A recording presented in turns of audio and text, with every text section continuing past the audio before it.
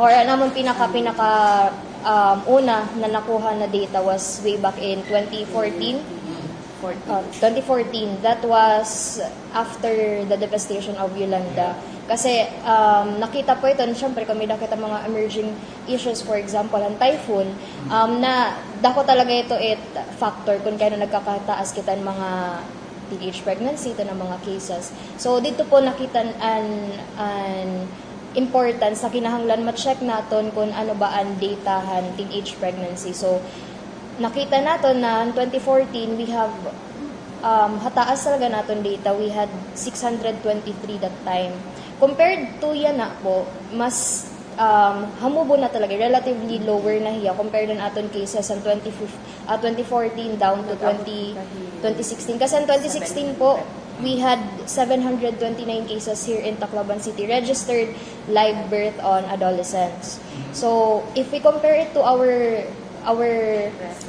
recent data here di Tacloban, dako talaga ang inubusan because gihapon ito different intervention na initiated ng city government of Tacloban through the Information Service and Delivery Network for Adolescent Health and Development.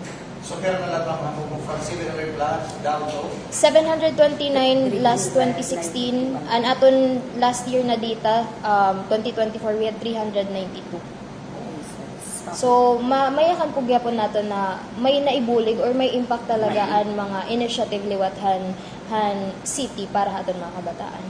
So, data po from 2018 until now, may nakita na tala na cases on 13 years old nag-anak, meaning teenage birth. So, we have this impression that by the age of 12, nagkameda na hira teenage pregnancy. Yun. So, may amon gain kikita. Since again, as mentioned by Ma'am Hides earlier, na amon nakukuha nga data from CCRO are the live birth hit mga kabataan nag-iedad 20 years old below. So, pinakabata naman na nakuha 12 years. 13 years old na teenage birth. So, technically 12 Recorded years. live birth niya, nag-anak niya 13. Pero an iya validated na ito namon, an iya pagburod at the age of 12. Kay an iya birthday is October. Naburod niya han August of last year.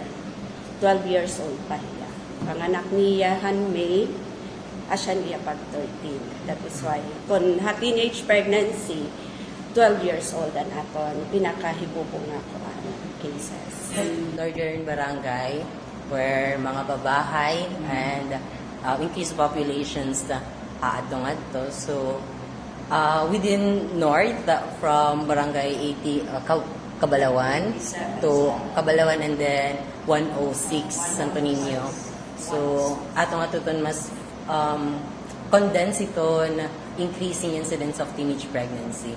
So, this year lang, for the month of May and June, we have cases nga 12 years old, that was 12 years old nga nag-iedad, 13 years old nga nanganak ka.